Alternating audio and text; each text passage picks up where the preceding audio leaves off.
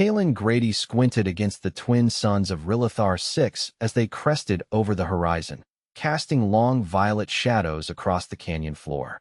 The air tasted metallic, and the dust clung to his skin like static. His boots crunched over the gravel as he adjusted the strap of his gear pack. A low hum buzzed in his earpiece. "Commander Grady, are you in position?"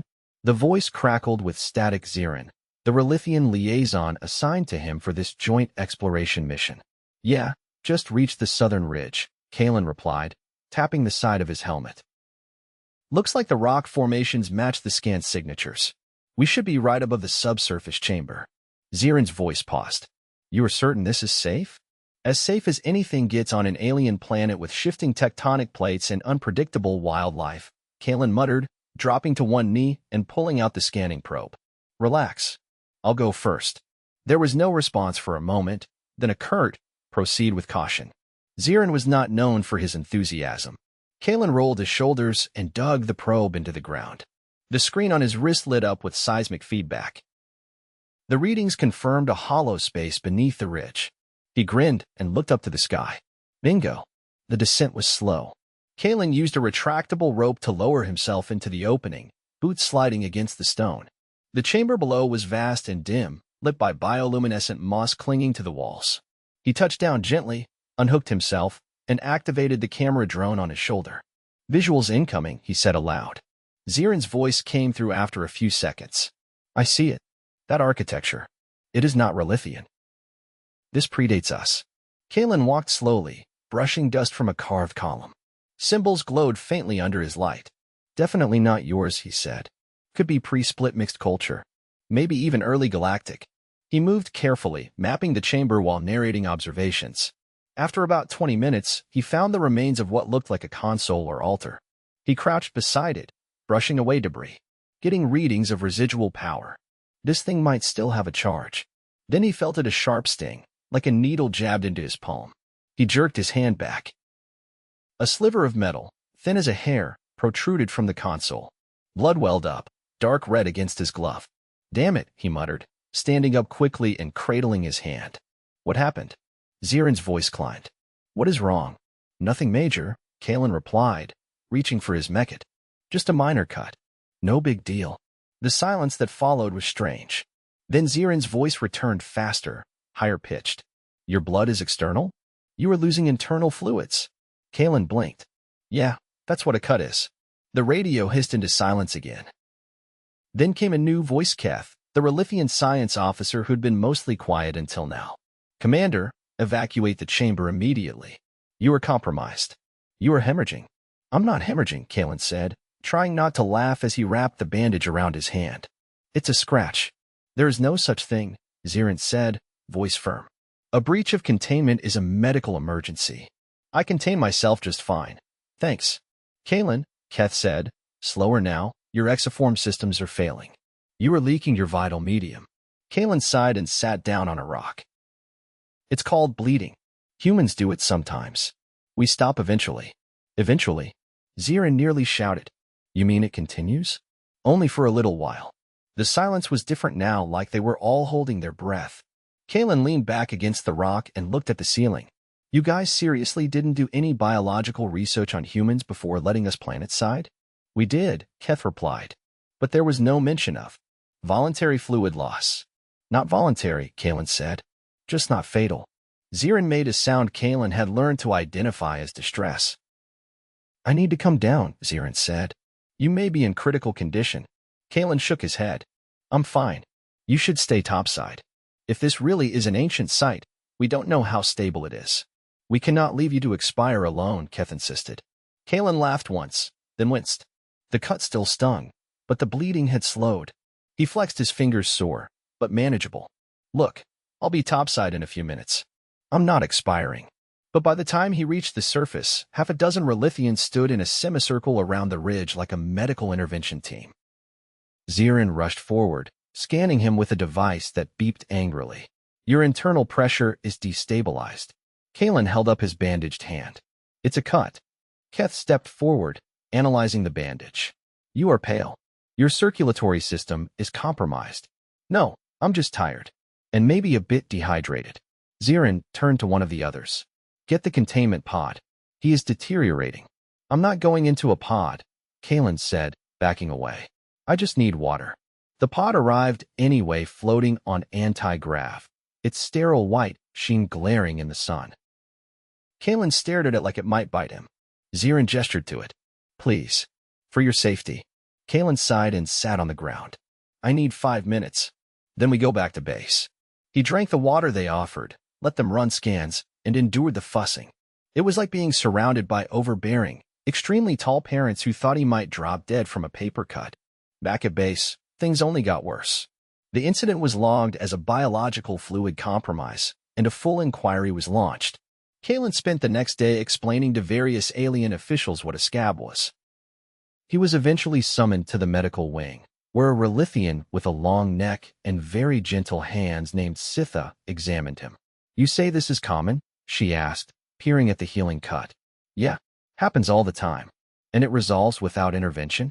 Kalen nodded. Usually. Sometimes you need stitches. Sometimes you don't. Sitha's eyes widened. Stitches. Thread. To hold the skin together. She leaned back, stunned. You sew yourself back together? Sometimes. There was a long pause. You are not as we thought, she said. Kalen chuckled. I'm starting to figure that out. But the real test came a week later. A seismic event shook the southern canyon. A team of Rilithians was trapped when a rockslide sealed the tunnel. Kalen volunteered for the rescue operation. You are not yet fully recovered, Zirin said. It was a cut, Kalen replied, already strapping on his harness. Inside the canyon, the air was thick with dust and the rocks unstable. Kalen and 2 Rilithians worked side by side, clearing debris and stabilizing the passage. At one point, a slab cracked loose and fell toward one of the rescuers. Kalen shoved him aside, taking the brunt of the impact on his shoulder. Pain shot through his arm like lightning. He gritted his teeth and dropped to his knees. The rock had caught him hard. Zirin rushed over. You were injured. Just bruised, Kalen gasped, though the arm throbbed terribly. They helped him out of the canyon.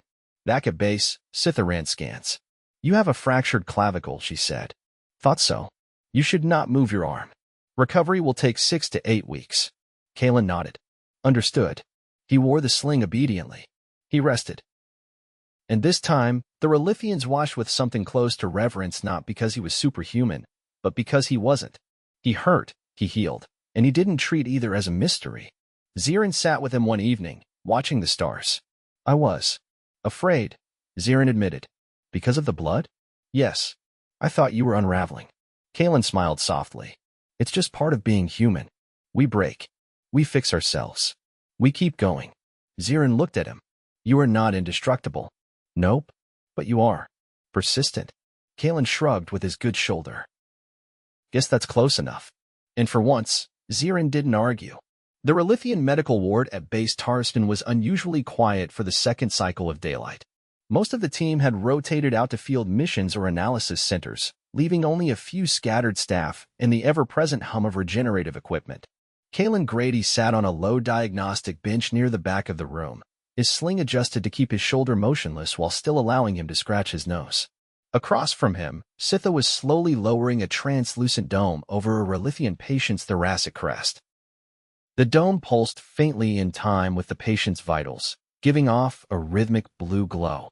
You still haven't told me how exactly you realign a fractured clavicle without surgical foam, she said without looking up. Kalen tilted his head. We don't always. Sometimes we just immobilize the area and let it heal naturally. You mean you wait? He raised his eyebrows. Yeah, bones knit over time. It's slow, but it works. She straightened, fingers twitching with disbelief. Without stimulants? No bone fusion accelerants. Well, we've got some tech to speed it up, but in the field, no? Just a sling and a lot of swearing. The dome sealed with a hiss. Sitha turned to face him, the lines of her face tight with curiosity. You willingly endure extended dysfunction? Endure's a strong word. We complain constantly. She hesitated, then walked over and pulled a stool beside him. You do realize that your physiology is confounding. Every time we examine one function, another contradiction appears. Kalen chuckled. Welcome to humanity. We're basically duct tape with opinions. Sitha blinked. What is duct tape? Miracle substance. Holds spaceships together, fixes broken furniture, Probably kept at least 3 marriages from falling apart. She didn't laugh. Rilithians rarely did, but her pupils dilated in the way that suggested she was cataloging the phrase for later scrutiny. Before she could ask more, the central comm unit pinged. Zirin's voice came through, sharp and clipped. Medical, confirm if Grady is mobile. We have an incident. Sitha tapped her panel. He is restricted. Clavicle fracture. I'm fine. Kalen called across the room. What's the incident? Unknown organism breach in Sector 12. Containment protocols failed. One of our researchers is unresponsive. Sitha stepped between him and the exit. You are not cleared for field exposure. I've got one working arm and a helmet. That's enough. You cannot. He was already moving, grabbing his outer suit with his free hand and slinging it over his uninjured shoulder. Let's argue later. 15 minutes later, Kalen was inside a transport skiff, the wind slicing past the open side hatch as they sped towards Sector 12. Zirin stood across from him, gripping the overhead rail with both upper limbs, mandibles clicking in agitation. It incinerated the containment field, Zirin said. Not with plasma, just melted it. We don't know how. Kalen adjusted his helmet seal. What kind of organism are we talking about? No known analog. It arrived dormant in one of the storage pods from the canyon site. We assumed it was fossilized. Let me guess. It wasn't. Correct. They touched down on a narrow landing strip cut into the rock. The lab entrance had already been sealed with a plasma barrier, a faint ripple of energy surrounding the archway. 2 Rilithian guards stood outside, both visibly tense. Inside, the lab was chaos. Tables overturned, instruments shattered, and a trail of blackened scorch marks led to a storage chamber at the end of the corridor. A Rilithian researcher was slumped against the far wall, limbs twitching sporadically. Kalen knelt beside them, checking for a pulse. He's alive, he said. Barely. Skin's dry, breathing shallow. Zirin peered over his shoulder. It emitted a wave before we could activate secondary barriers. Everyone in proximity was knocked unconscious. Kalen reached into his pack and pulled out a portable respirator. He fitted it carefully over the researcher's face. Whatever it is, it's reacting to bioelectric fields. You said it melted the containment. Yes. Then it's converting energy into thermal output. Maybe defensive. A low clicking echoed from the storage chamber. Zirin's grip on his sidearm tightened. It is still active. Let me try something, Kalen muttered. He stood slowly, stepping into the chamber. The air changed immediately drier, heavier. At the center of the room was a mass of interlocking plates, vaguely spherical, with thin filaments radiating outward like roots. It pulsed faintly, a wet, organic sound beneath the hum. Kalen didn't raise a weapon. He just crouched, tilting his head. You're not aggressive, he said quietly. Just scared. The sphere shifted, plates retracting slightly. It lashed out when you woke it up. Probably reflex. We do the same. Behind him, Zirin hissed. You are approaching an unclassified life form without defense. This is reckless. Kalen didn't move. You ever try yelling at a bear? Doesn't make it less bear. The sphere pulsed again, this time in response to his voice. Kalen pulled a small scanner from his belt and held it out, letting it hum softly. The readings were erratic, but one thing stood out. It's mimicking neural rhythms, he said. It's not hostile, it's trying to communicate. Zirin stared at the scanner, his eyes narrowing. You are certain? No, but I'm willing to bet my other shoulder on it. That earned a twitch from one of the guards. Kalen took a slow step forward. The organism didn't retreat. Instead, it extended a fine tendril, brushing the scanner. The device lit up with overlapping signatures. Kalen tapped the comm. Sitha, patch me into the xenolinguistics matrix. I need variable pattern translation. You are not trained in first contact protocol, she replied. I'm not talking to it. I'm listening. It took nearly 10 minutes for the matrix to stabilize. During that time, the organism remained still, tendrils gently waving in the filtered air. When the translation finally activated, the speaker crackled once, then emitted a single tone low, harmonic. Kalen waited. Another tone followed, higher this time. It's using adaptive pitch, not language emotion. Zirin shook his head. This is unprecedented.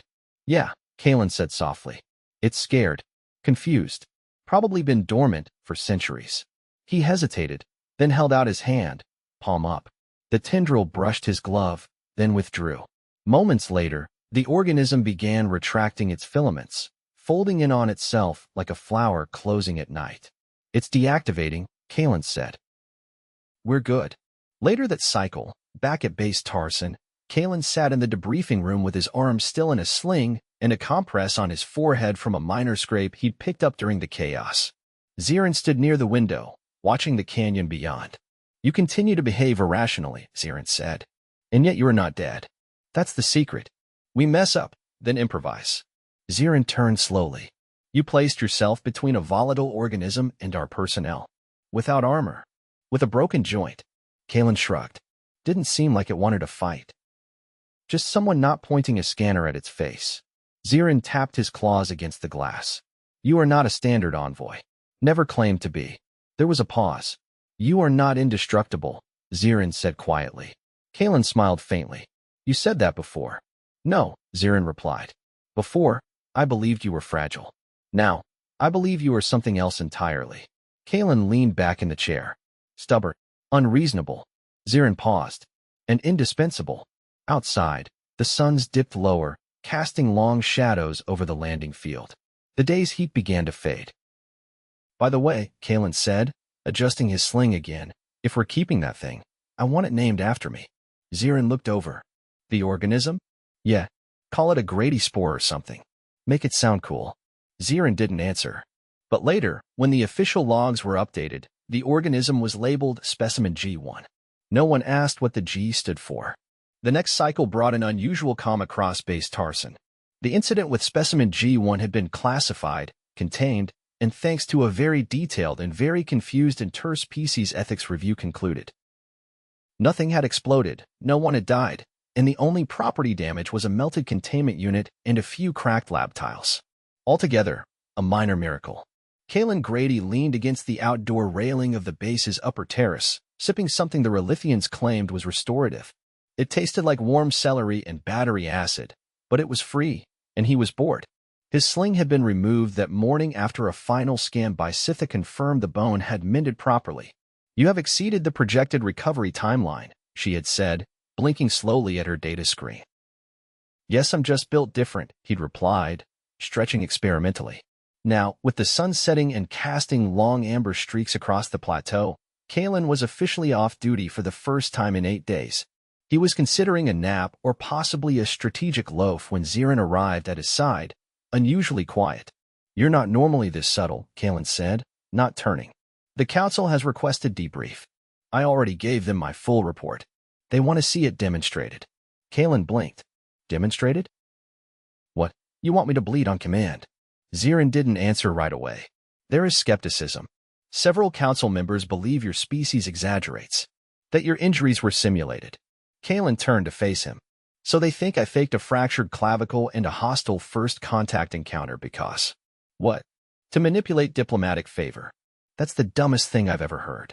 They are not familiar with sarcasm, Zirin added. Clearly, the request came in writing an hour later. A formal demonstration of human biological resilience, conducted under observation with medical supervision. It was phrased diplomatically, but the implication was clear: prove it, or be labeled a fabricator. Sitha was already waiting in the med bay when Kalen arrived. She looked displeased. This is not science, she said without preamble. This is theater. They want to see me get hurt and walk it off. I've had worse hobbies. They have approved a dermal break. Just a cut. Yes. The council physician selected a scalpel depth of 1.2 millimeters. Kalen exhaled. That's barely enough to bleed. They expect hemorrhage. He raised an eyebrow. Then they're in for a disappointment. The observation room was a semicircular gallery with tiered seating and a central platform surrounded by transparent shielding.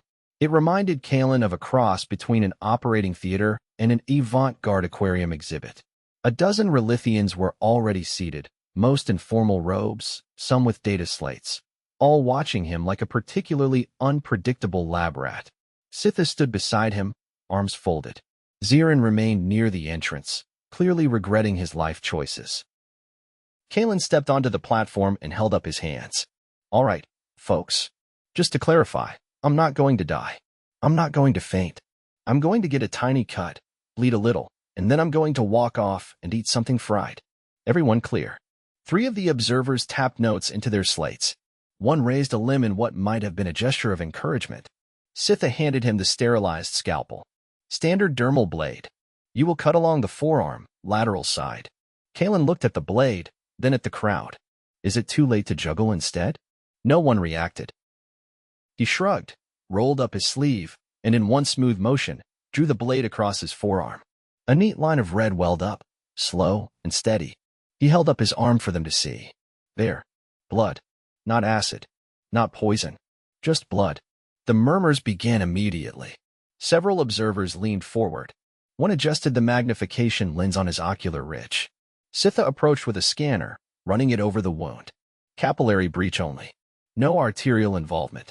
Kalen glanced down. Clotting's already started.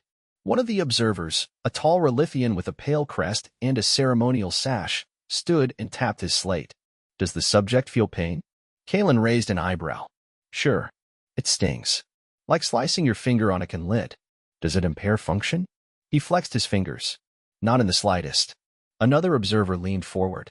What is the purpose of this mechanism? You mean bleeding? Kalen tilted his head. It's a side effect. When the skin breaks, blood escapes. But it also carries white cells that fight infection. Clotting stops the blood loss and creates a scab. New skin forms under it. Pretty elegant, really. Sitha added, the process is self-limiting. No external intervention is required for minor injuries. That is inefficient, the sash-wearing Rilithian noted. Kalen chuckled. Inefficient, maybe, but it works. Another raised a question. You do not initiate regeneration with stimulants? Only when it's serious. Broken bones, organ damage, stuff like that. For cuts, we let the body handle it. A third observer, shorter and with mottled skin, asked, and you experience such injuries frequently? All the time. Kitchens, machinery, falls, sharp corners. We adapt. The murmuring picked up again. Sitha handed him a sterile cloth, which he used to blot the wound. It had already begun to dry. Zirin finally stepped forward. You have seen the evidence. This is not deception. This is their normal. The sash-wearer tapped his slate again. Then their survival must be attributed to abnormal neural acceptance of damage. Kalen raised both eyebrows. I think you're trying to say we tolerate pain better than most. That is not a compliment. I'll take it anyway. The council concluded their review within the next hour. Kalen's demonstration had been logged, archived, and according to a muttered comment from one of the analysts filed under biological absurdities. He didn't mind. The important part was that it was over. Later that evening, back on the terrace, he sat with a fresh bandage on his arm and a tray of something that tasted vaguely like fried mushrooms. Zirin stood nearby with a data slate, reviewing the council's final notes. They have updated your species profile, he said. Kalen swallowed a bite. Let me guess. Bleeds profusely. Doesn't care? Demonstrates regenerative disregard for minor trauma. Sounds fancier. They also noted your peculiar calm in response to bodily failure. Not a failure if it fixes itself. Sitha joined them without a word, sitting beside Kalen and watching the distant ridge where the canyon shimmered in the fading light. They asked me to recommend protocols in case of multi-human injury events, she said. Apparently, there is concern about misdiagnosing survivability. Kalen laughed. That's fair. We've been known to walk into clinics with broken ribs and act like we have a cold. Zirin's eyes flicked toward him. How many ribs? 3. Tripped on an ice patch. Long story. Sitha exhaled through her nose slits. You are not a medical species. You are a wandering contradiction. Thanks. She turned her gaze back to the ridge. It is difficult to unlearn fear. When we saw your blood, we believed you were unraveling. And now, you're just messy, she said. Kalen grinned, wincing slightly as the bandage tugged. We prefer resilient. No, Zirin said, tapping his slate. The council prefers inexplicably functional. They sat in silence for a while, listening to the wind scrape against the metal railings. The planet's night bugs began their chorus, chirping like static in the distance. Kalen leaned back, stretched his legs, and closed his eyes. Next time, he said, if they want a demonstration, I'm charging admission.